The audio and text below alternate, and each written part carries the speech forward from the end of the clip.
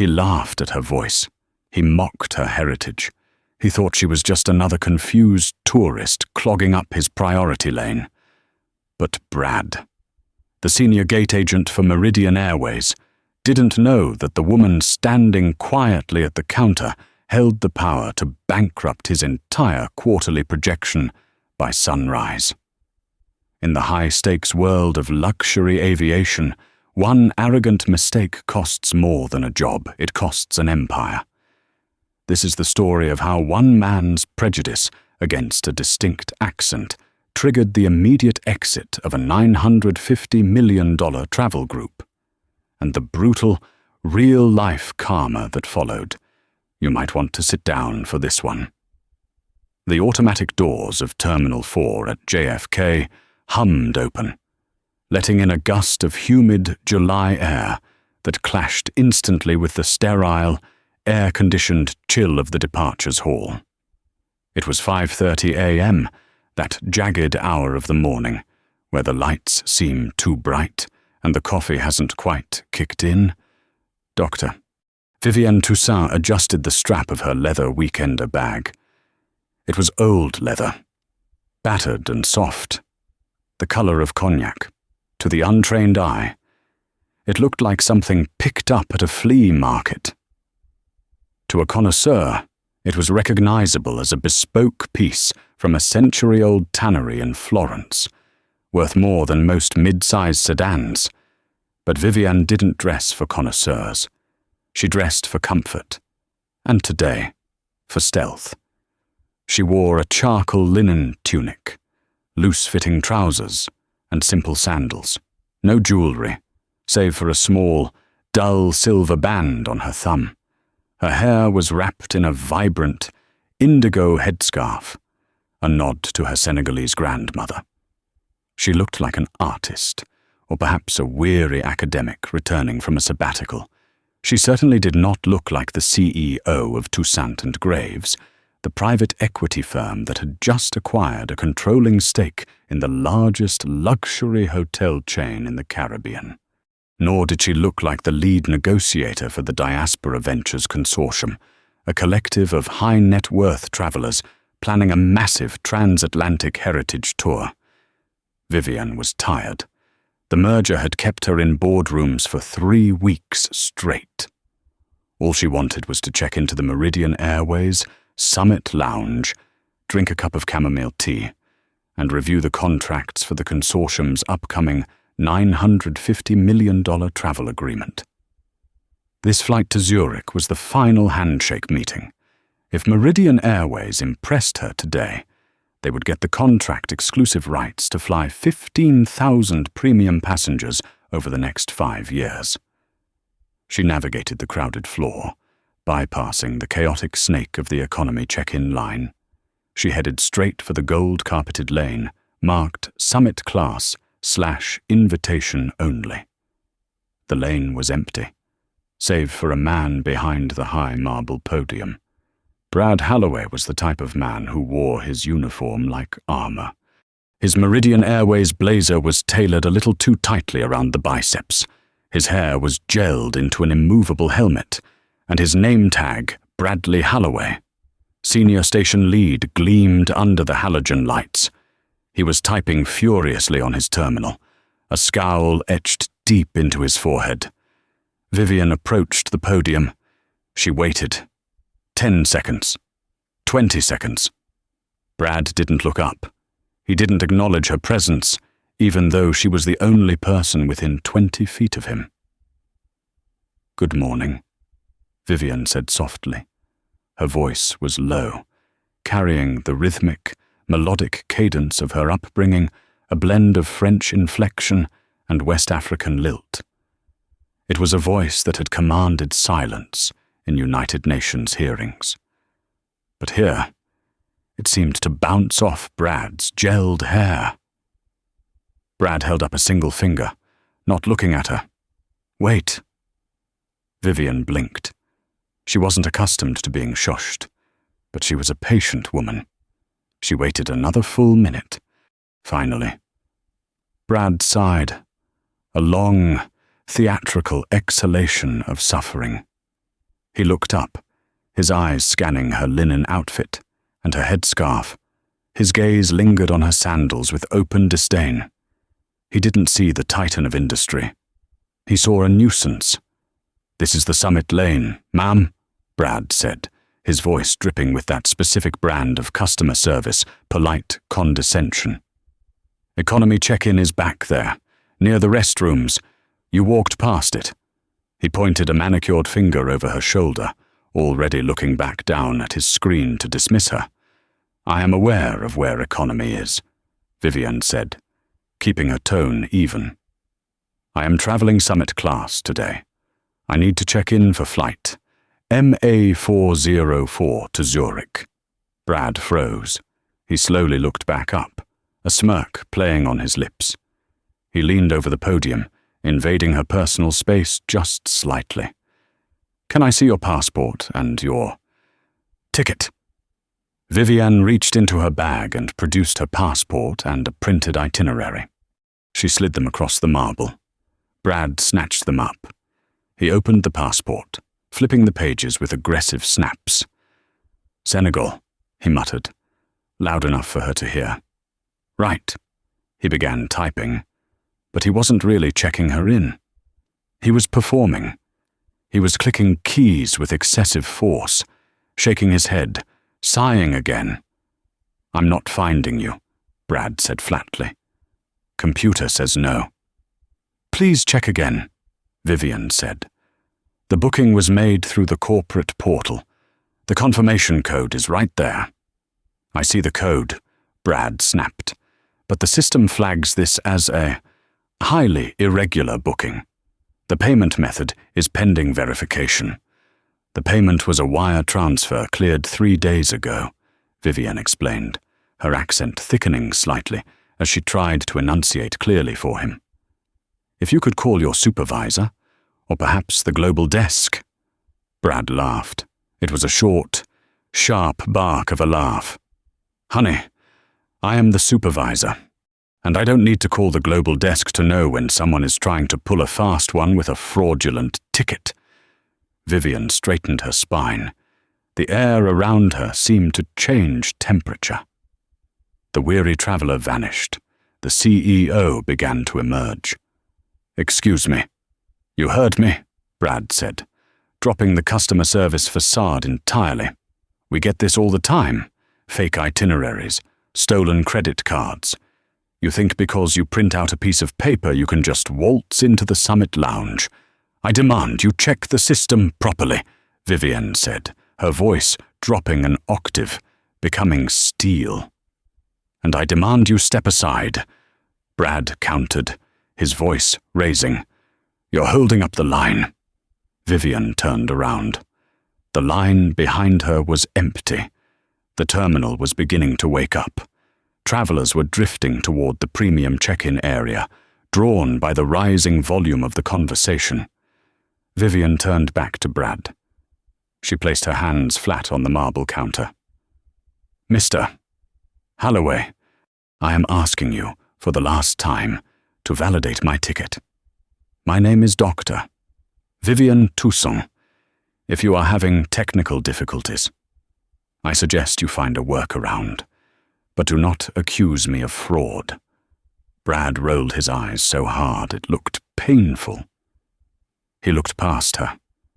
Spotting a well-dressed couple in suits approaching the lane, the type of passengers he preferred. White, tailored, carrying Tumi luggage. "Listen," Brad said, loud enough for the approaching couple to hear. "I can't understand half of what you're saying. Your accent is thick, very thick. I need you to speak English, clear English, if you want me to help you." The insult hung in the air like toxic smoke. Vivian went still. "I am speaking English, Mr. Holloway. Perfectly grammatical English." "It's the vowels," Brad mocked, making a hand gesture near his mouth. "You're eating them. It's all mumble. I am Dr. Toussaint." He mimicked her. exaggerating her accent into a grotesque caricature, turning her elegant pronunciation into a cartoonish slur. "We speak standard English at Meridian Airways. If you can't communicate, maybe you shouldn't be flying Summit." The couple behind Vivian stopped. The man, a tall banker type named Harrison, looked uncomfortable. The woman, his wife, looked horrified. "Excuse me," the woman said. Stepping forward, she's speaking perfectly clearly. Brad held up a hand to the woman. "I've got this." "Ma'am, just security protocol. We have to be careful with communication barriers. High-risk profiles. High risk," Vivian repeated, "because of how I speak, because nothing about you matches the profile of a Summit passenger." Brad sneered. He tossed her passport back onto the counter. It slid across the marble and fell onto the floor. He didn't apologize. He didn't move to pick it up. "Oops," Brad said. Deadpan. "Pick that up and move along. Security is on their way." Vivian looked at her passport on the dirty airport floor. Then she looked at Brad. In that moment, she had a choice. She could scream. She could demand to see his manager's manager. She could cause a scene that would end up on TikTok. But Vivian Toussaint did not scream. She calculated. She bent down with immense dignity and picked up her passport. She dusted it off. She placed it back in her bag.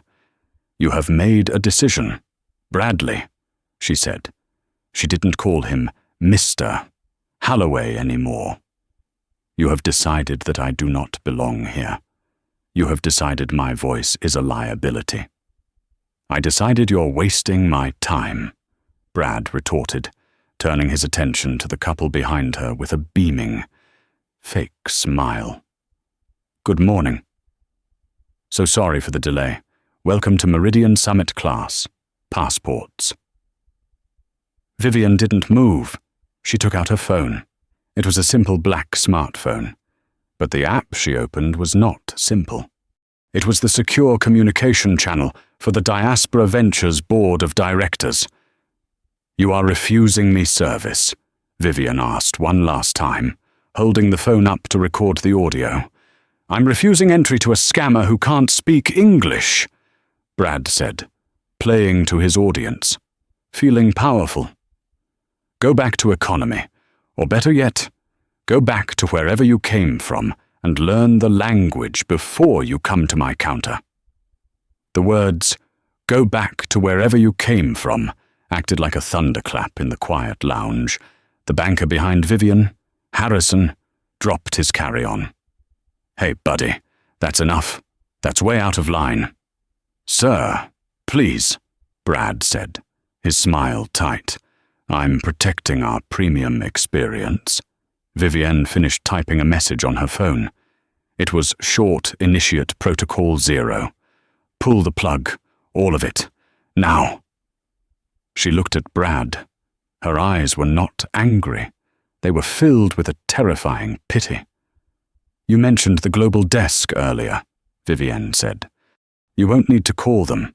They're going to call you in about 3 minutes.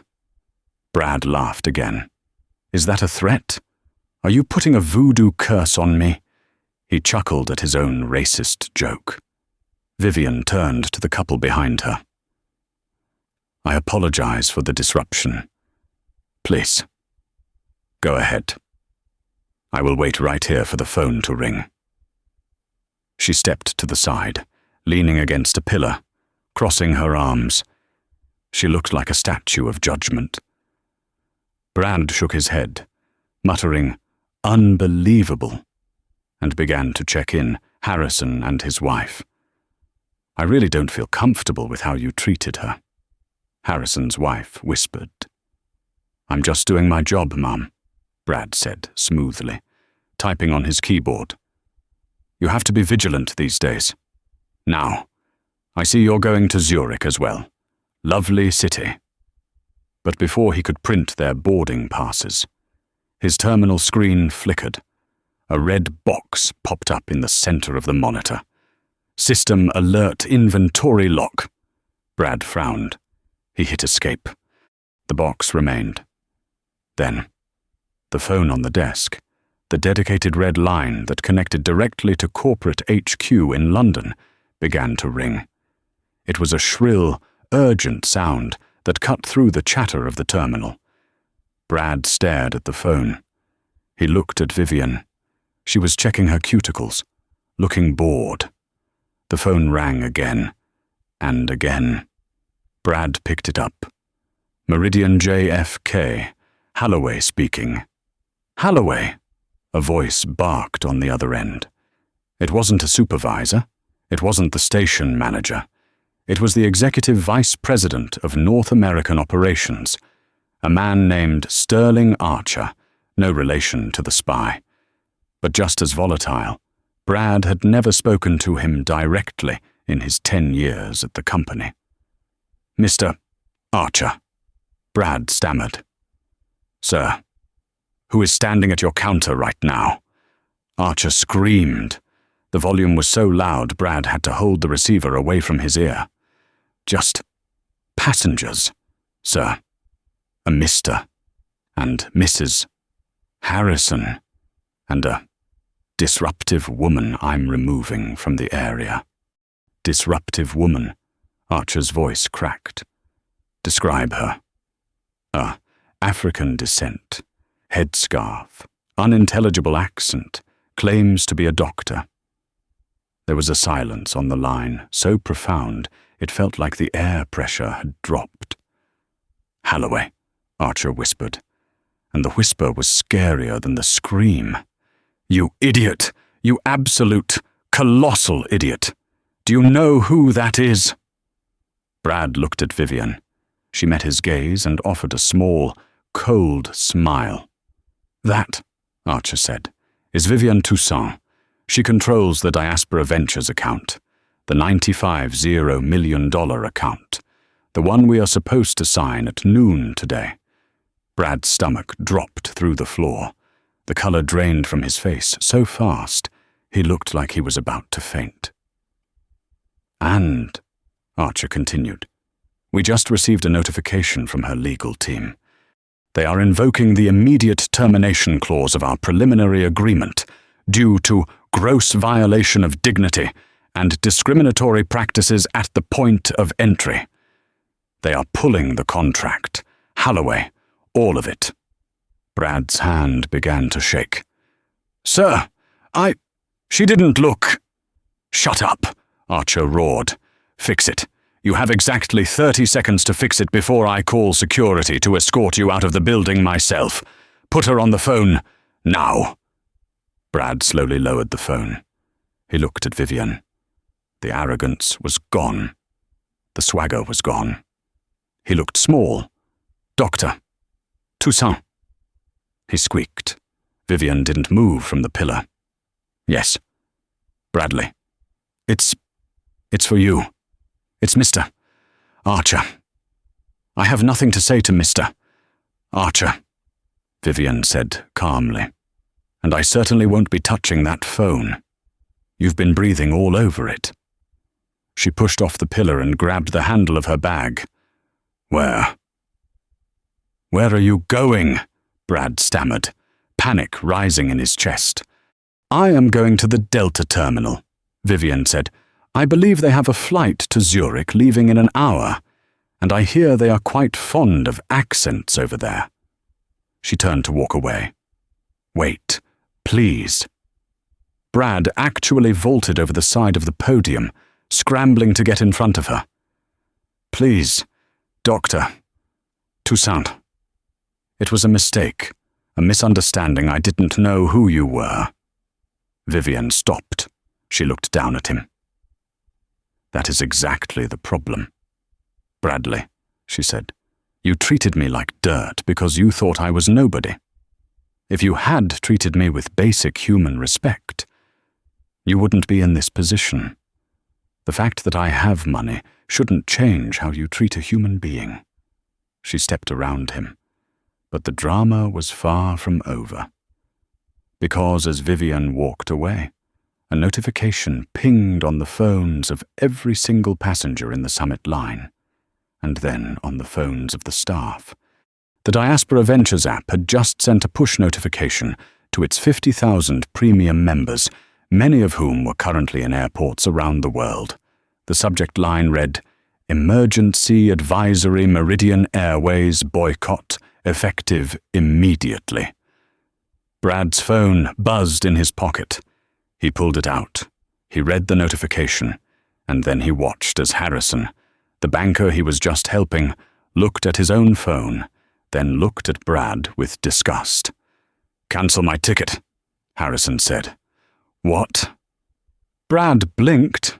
"I said cancel it," Harrison said, picking up his bag. "My firm does business with Toussaint and Graves.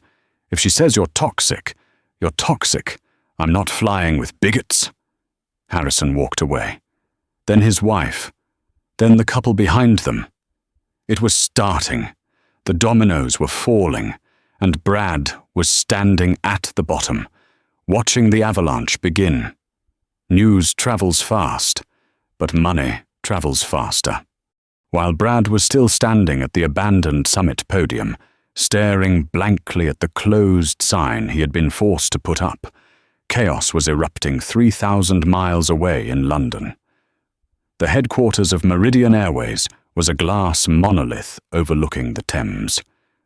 Usually, the executive floor was a place of hushed whispers and expensive espresso. Today, it sounded like a trading floor during a crash. Sterling Archer, the EVP of Operations, slammed his phone down so hard the receiver cracked. He looked at the massive monitors on the wall. The stock ticker for Meridian MDN was flashing red. "Down 4% in 20 minutes, his assistant, a terrified young man named Colin, read from a tablet.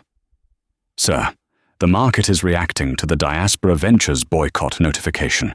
It's trending on Bloomberg terminals. Get me Toussaint," Archer barked. "Get her on the phone. Get her on a satellite link. Get a carrier pigeon if you have to. I don't care how—" "We've tried, sir," Colin stammered. Her executive assistant blocked our numbers.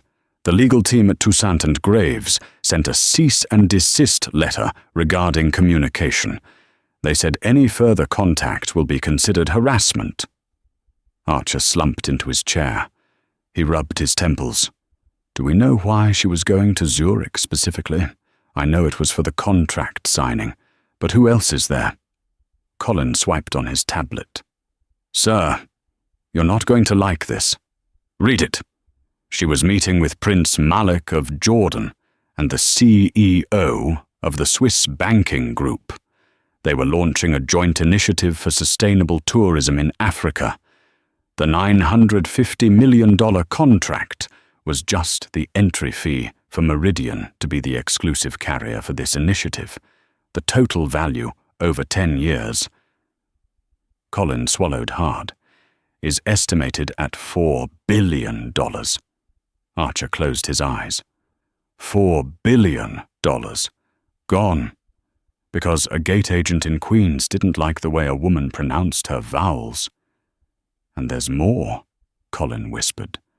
"How can there be more? Doctor, Toussaint isn't just a CEO. She holds a diplomatic passport. She is the honorary consul for economic development for Senegal.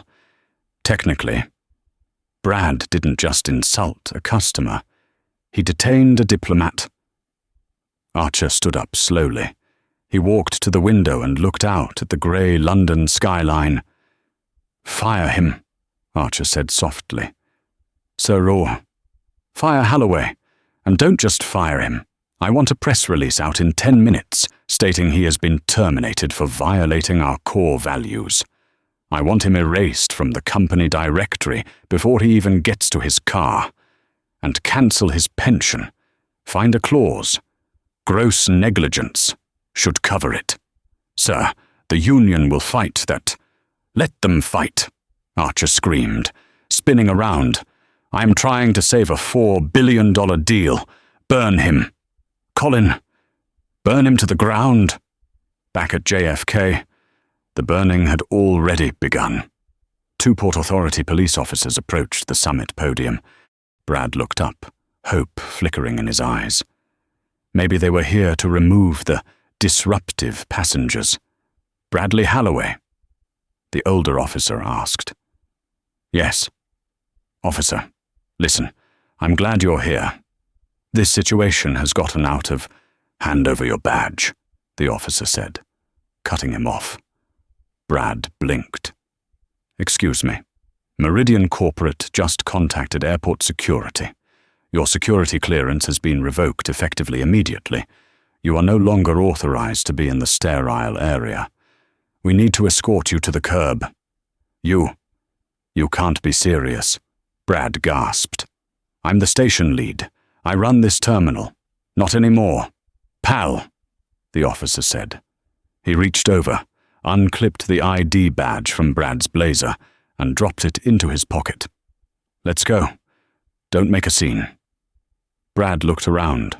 The other agents people he had bullied, micromanaged, and criticized for years were watching. They weren't looking at him with sympathy. They were watching with the grim satisfaction of seeing a tyrant fall. As Brad was marched past the economy check-in, the very place he had banished Vivian to, he saw a group of passengers watching a video on a phone. They were laughing. He didn't know it yet, but he was already famous. Doctor. Vivian Toussaint was sitting in the Delta One lounge. It was quieter here. The lighting was warmer. A lounge attendant named Maria had just brought her a pot of fresh peppermint tea and a warm towel. Is there anything else I can get you? Doctor. Toussaint, Maria asked with a genuine smile. We are so honored to have you with us today. This is perfect. Maria. Thank you, Vivian said. Her voice was calm, her composure restored. Her phone buzzed. It was a text from her niece in Atlanta. Auntie Viv, is this you? You're trending on TikTok. #airport Ken. Vivian frowned. She opened the link. The video had been filmed by the teenager standing in line behind the banker. Harrison.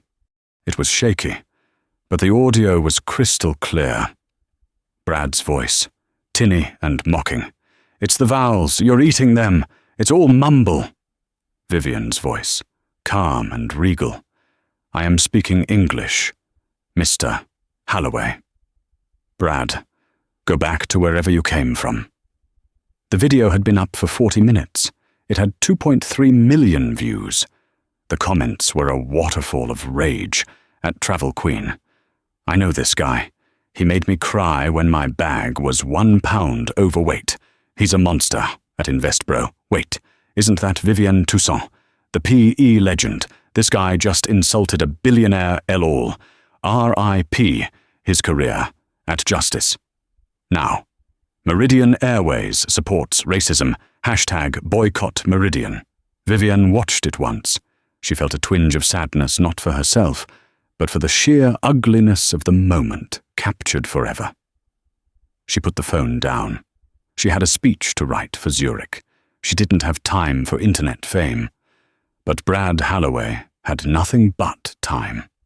He was standing on the curb outside Terminal 4, waiting for an Uber because his company car privileges had been remotely disabled. It started to rain. His phone began to vibrate. It wasn't a text. It was a call from an unknown number. He ignored it. Then another. Then a text from his wife, Brad.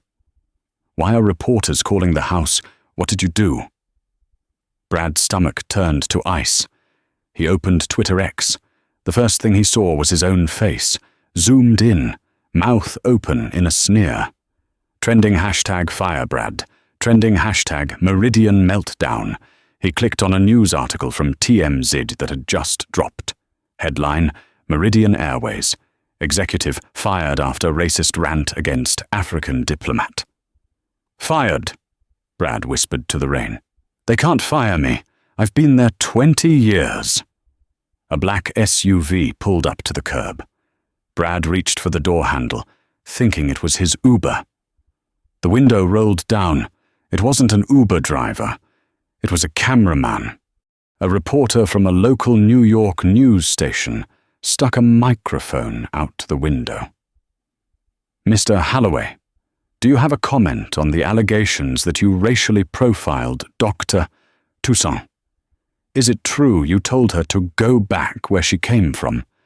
Brad recoiled like he'd been slapped. "No comment.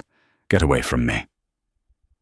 Meridian Airways just issued a statement calling your behavior abhorrent and confirmed your termination. The reporter pressed. "Do you have anything to say to the African American community?" Brad turned and ran. He actually ran, sprinting down the sidewalk with his luggage bouncing behind him, water splashing up his expensive trousers. He ducked into a parking garage, hiding behind a concrete pillar, panting. He checked his email. One new message from Meridian HR. Subject notice of termination / legal hold. Dear Mr. Holloway, effective immediately. Your employment is terminated for cause. Furthermore, please be advised that Meridian Legal is reviewing the potential for a civil suit against you personally for damages regarding the loss of the Diaspora Ventures contract.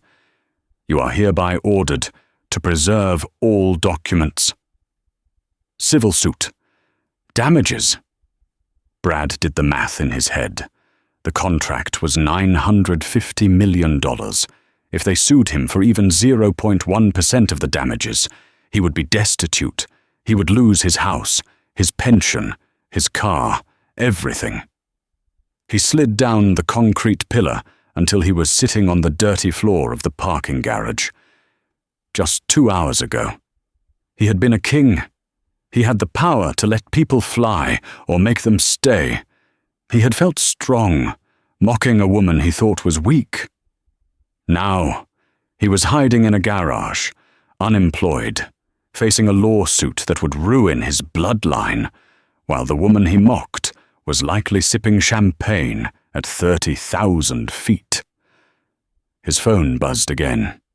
It was a notification from LinkedIn. Vivian Toussaint posted an update with trembling fingers. Brad clicked it. Vivian had posted a photo from the Delta plane. She was holding a glass of orange juice, smiling warmly at a Delta flight attendant who was black. Caption, "Kindness costs nothing, but prejudice costs everything. Thank you to the wonderful team at Delta for welcoming me and the Diaspora Consortium. We look forward to a long partnership. Off to Zurich to build the future. #respect. #new beginnings." Brad stared at the screen. The post already had 50,000 likes. He looked at the engagement metrics. The stock price of Meridian was down 12%. The stock price of Delta was up 3%. He had single-handedly shifted the aviation market. He put his head in his hands and wept. But nobody was there to hear him. And if they were, they likely wouldn't have understood his accent through the sobbing. Brad Holloway sat in his living room in Queens, the silence of the house amplified by the chaos in his mind. His wife, Sheila, had taken the kids to her mother's house in Long Island an hour ago. Her parting words had been efficient and brutal. "Fix this, Brad, or don't come get us." He stared at his laptop screen. The Meridian Airways stock was in freefall. The #FireBrad was now trending worldwide, sandwiched between a celebrity breakup and a geopolitical crisis. He was a global villain, but Brad was a man of operations. He solved problems. And in his panicked, delusional state, he convinced himself there was only one solution. He had to go to Zurich. He had to find Dr. Toussaint before she signed that contract with another airline. He had to beg, plead, grovel, whatever it took to get her to retract the statement. If he could save the deal, Meridian would have to hire him back, They would have to. He tried to log into the employee travel portal to list himself for a flight. Access denied. He tried to call his contacts at the interline desk. They went straight to voicemail.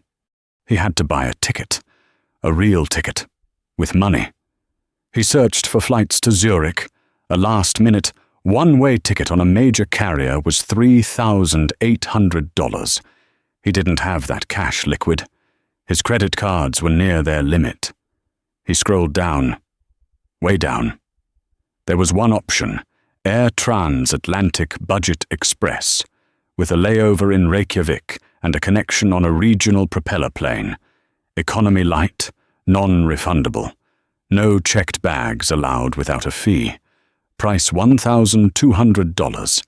He clicked Purchase with a shaking hand. It maxed out his visa. 6 hours later, Brad Halloway, the man who had spent a decade sneering at passengers who didn't understand the nuances of priority boarding, found himself in the fiery circle of travel hell. JFK Terminal 1 was crowded, hot, and smelled of wet wool and fast food. Brad stood in the general boarding line for 45 minutes. When he finally reached the front, the agent, a young woman who looked exhausted, weighed his carry-on bag. "You're 2 kilograms over," she said, not looking up. "You have to check it. That's $75. "Can't you just let it slide?" Brad pleaded, flashing a desperate, winning smile. "I used to be in the industry, station lead for Meridian." The agent looked at him. She recognized the face from the news. Her expression hardened into stone. $75, she repeated. "Card only. Step aside if you can't pay." Brad paid. He walked onto the plane. It was an older model, the seats crammed together with zero legroom. He walked past the business class curtain, a thin veil of fabric separating him from the world he used to belong to, and trudged all the way to row 48.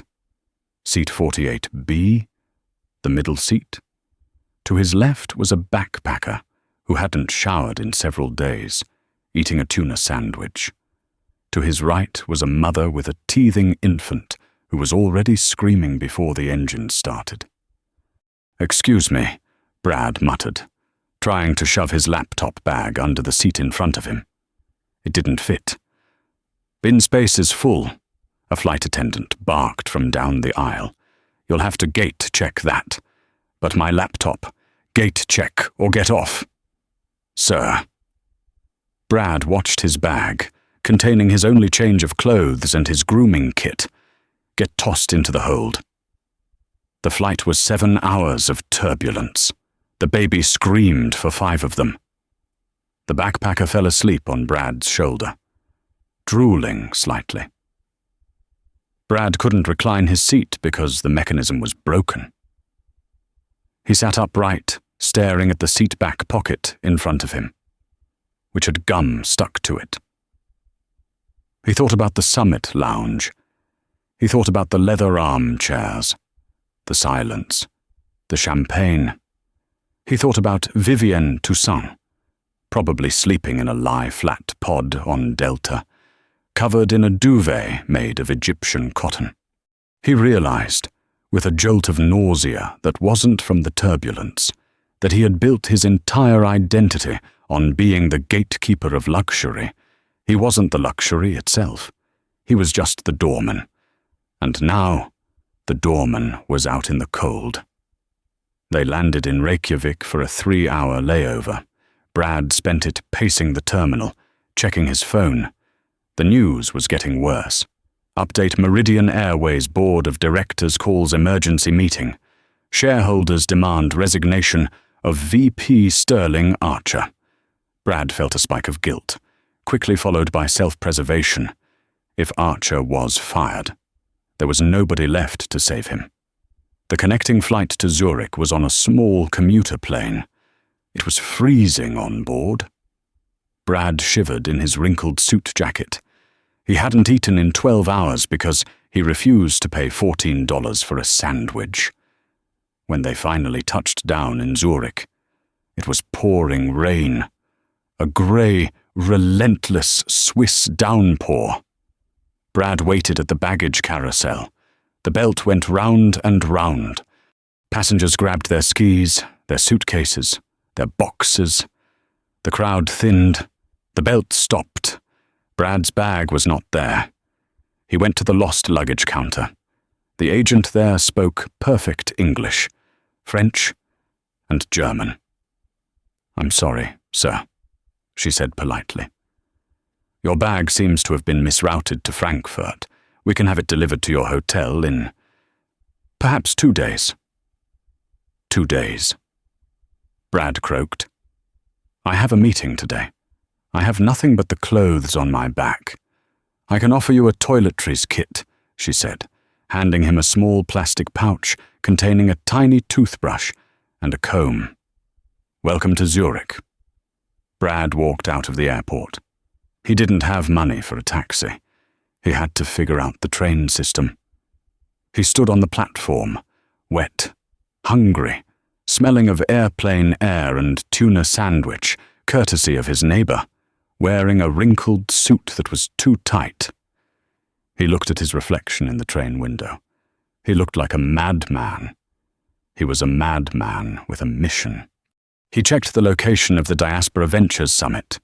It was being held at the Dolder Grand, one of the most exclusive hotels in Europe, perched high on a hill overlooking the city and the lake.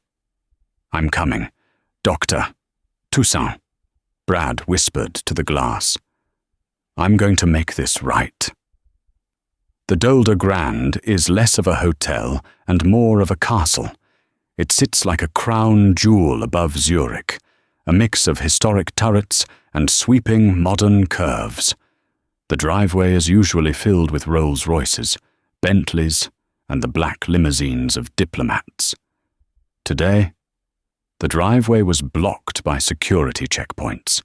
The Diaspora Ventures signing was a high-security event.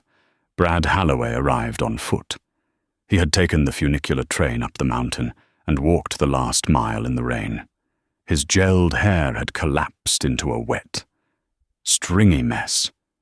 His expensive Italian loafers were squelching with water. He approached the main gate. A massive Swiss security guard, wearing an earpiece and a suit that cost more than Brad's car, stepped in his path.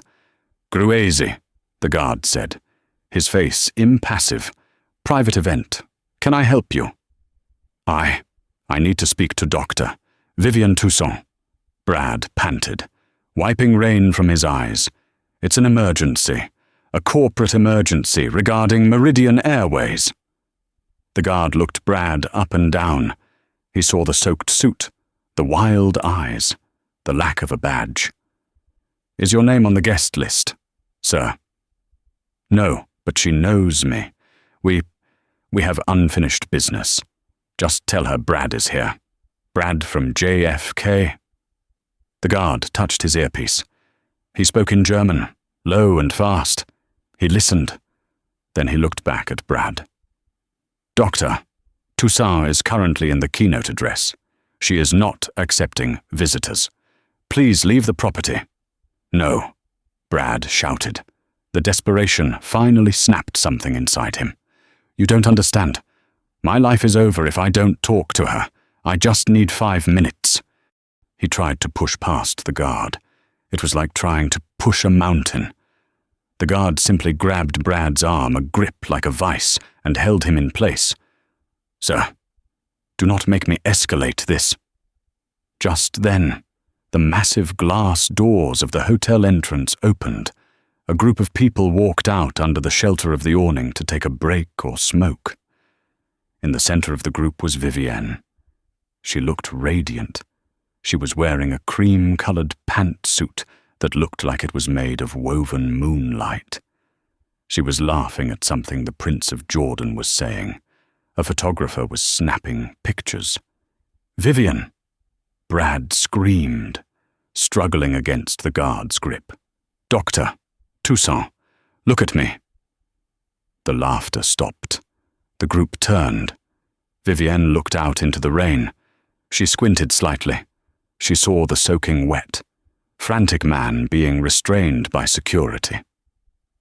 Recognition dawned on her face. It wasn't fear. It was a profound disappointment. She said something to the prince, excused herself, and walked toward the edge of the awning. She stayed dry. Brad stood 10 feet away in the pouring rain. "Mr. Holloway," she said. Her voice carried clearly over the sound of the storm.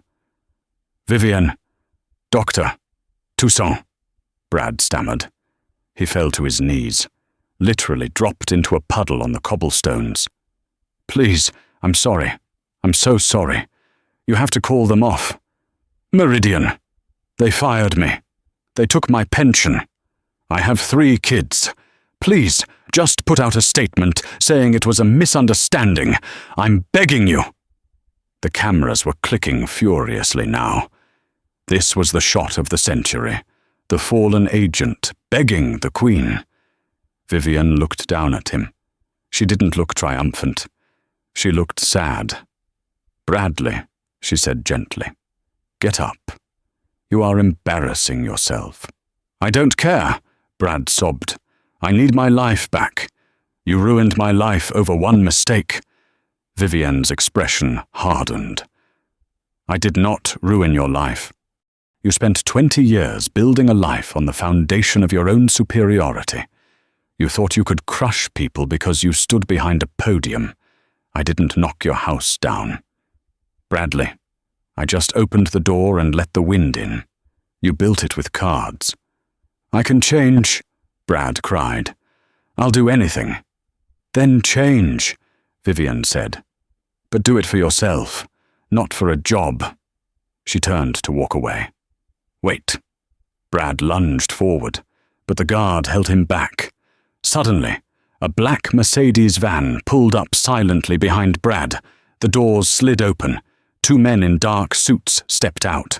They weren't hotel security. They weren't police. They were lawyers. One of them, a man with a face like a shark, stepped into the rain holding a leather folder. He walked right up to the kneeling Brad. "Bradley Holloway?" the lawyer asked. Brad looked up, confused, water dripping from his nose. "Yes." "I am representing Meridian Airways and the Global Liability Trust," the man said.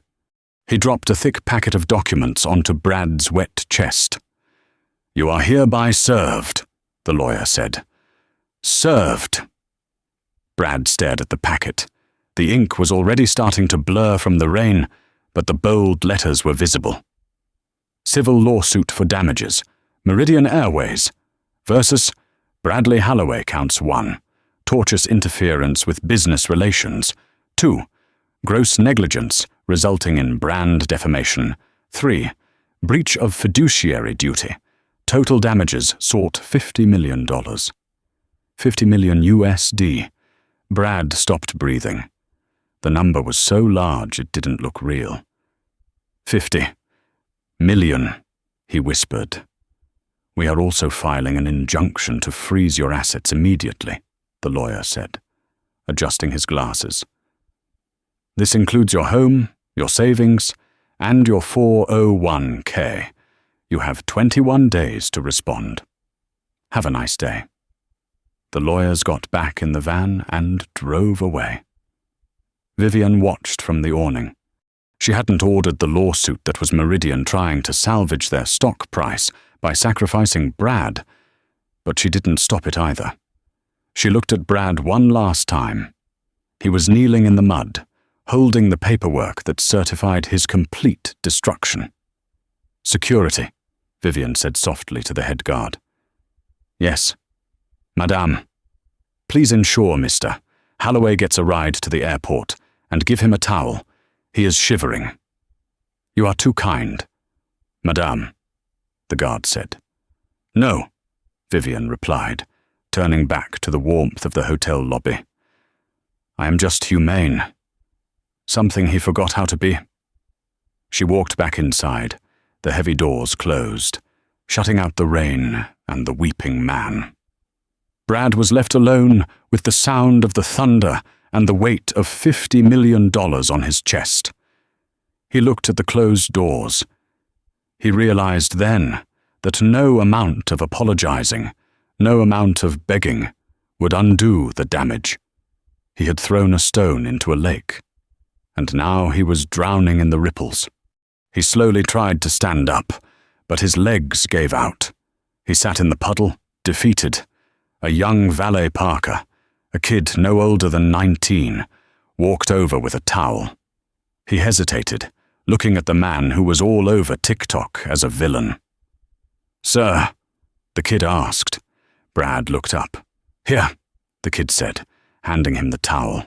"Dry your face." Brad took it. "Thank you," he rasped. "My mum saw the video," the kid said, standing over him. "She cried. She speaks with an accent, too. People are mean to her sometimes." Brad froze. He looked at the kid's name tag. "Matteo." "I'm sorry," Brad whispered. And for the first time in the entire ordeal, he wasn't apologizing to get his job back. He was apologizing because he finally, truly, understood the pain he had caused. "Yeah," Matteo said, looking at the hotel where Vivian was signing $1 billion deal. "Karma is a mirror, man. Eventually, you have to look at it. 5 years have passed since the incident at Terminal 4. The aviation industry is different now. Walk into any major airport, JFK, Heathrow, Dubai, and you will see the changes. They are subtle, but they are there. Staff training manuals now include a mandatory module titled The Toussaint Protocol, Cultural Competency and Bias Elimination. It is the most failed module in the industry, requiring an 100% pass rate to remain employed. Doctor, Vivian Toussaint is no longer just a CEO. She is an icon. Toussaint and Graves has grown into a global powerhouse, managing a portfolio of $15 billion, focusing heavily on ethical travel and sustainable development in the global south. She still travels, of course, but she rarely flies commercial. When she does, it is usually on her own terms, on a crisp October morning. Vivienne was back at JFK. She was there to cut the ribbon on the new Global Heritage Lounge, a space designed specifically for international travelers, featuring prayer rooms, translation services in 50 languages, and a staff recruited from the most diverse zip codes in New York. The press was there. The flashbulbs popped as Vivian held the giant scissors. "This lounge is not just a place to wait," Vivian told the crowd, her voice amplified by the microphone, rich and clear. "It is a promise that no matter where you come from or what you sound like, you belong here." The crowd applauded. Among them was the new CEO of Meridian Airways, a woman named Elena, hired specifically to clean up the cultural rot left by the previous administration. She clapped the loudest. After the ceremony, Vivian walked through the terminal, flanked by her security. She was heading to her car. As she passed the janitorial supply closet near the exit, she saw a man mopping the floor. He was older now. His hair was thinning and grey, no longer gelled into a helmet. He wore a grey jumpsuit with the name Clean Corp stitched on the pocket. He looked tired. His shoulders were stooped, the posture of a man who had carried a heavy weight for a long time. He was scrubbing a stubborn scuff mark on the linoleum. Vivian stopped. Her security detail tensed up. "Doctor, Toussaint," her bodyguard asked. "Everything okay?" Vivian didn't answer. She watched the man. It was Brad. He didn't see her at first. He was focused on the floor when he finally looked up to dip his mop into the bucket. He froze. He saw the woman in the indigo scarf, the woman who had cost him his empire. But he didn't look angry. He didn't look resentful. He looked humbled. Brad Halloway had lost everything. The lawsuit had taken his savings. The divorce had taken his home. He had spent 2 years unemployed, rejected from every customer service job in the city, because a simple Google search of his name brought up the video. Airport Ken. He had finally found work here, as a night shift custodian. The irony was not lost on him. He spent his nights cleaning the floors of the terminal he used to rule. Brad gripped the handle of the mop. He swallowed hard. Doctor, Toussaint, he whispered. Vivian looked at him. She saw the grey jumpsuit. She saw the lines in his face. Mr. Halloway, she said. Brad looked down at his shoes. I saw the speech on the monitors, the new lounge. It looks nice. Thank you, Vivian said. There was a long silence. The bustle of the airport moved around them, thousands of people rushing to their destinations, oblivious to the history between these two people. I never got to say it, Brad said, his voice cracking. I tried in Zurich, but I never said it. He looked up at her, tears welling in his eyes. I am sorry. I was small. I was cruel. And you didn't deserve that. Vivian studied him. She didn't offer forgiveness instantly. Forgiveness is earned, but she saw that life had already extracted its pound of flesh from him. Karma had done its work. There was no need for her to add to it. We are defined by how we treat those who can do nothing for us. Bradley, Vivian said softly.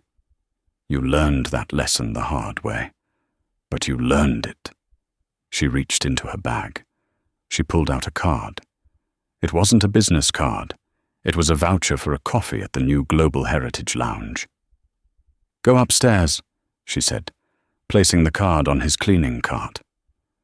Take a break. Have a coffee. Sit in a comfortable chair. Remind yourself what it feels like to be treated like a human being.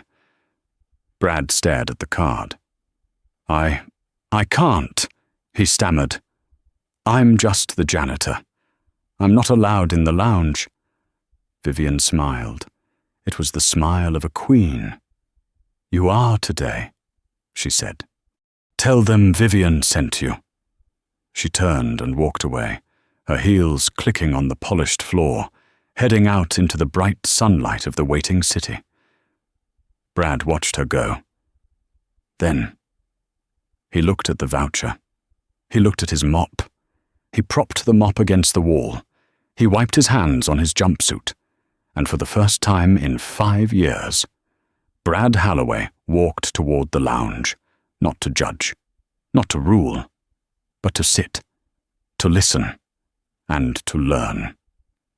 Wow, talk about a landing. Brad Halloway learned the hardest lesson of all when you try to make someone else feel small. You're usually the one who ends up shrinking. It cost him his career, his reputation, and his fortune to learn the value of basic respect. Doctor, Toussaint proved that true power isn't about shouting the loudest. It's about knowing exactly who you are, even when others refuse to see it. So, here is the question for you guys. Have you ever been judged by someone who didn't know who they were messing with? Or have you ever seen a Brad get served a slice of instant karma? I want to hear your stories in the comments below. Let's expose the prejudice and celebrate the comebacks. If you enjoyed this story, please hit that like button. It really helps the channel. And if you want more stories about justice, karma, and the people who fought back, make sure to subscribe and ring that bell so you never miss an upload. Be kind to each other out there. You never know who you're talking to. See you in the next one.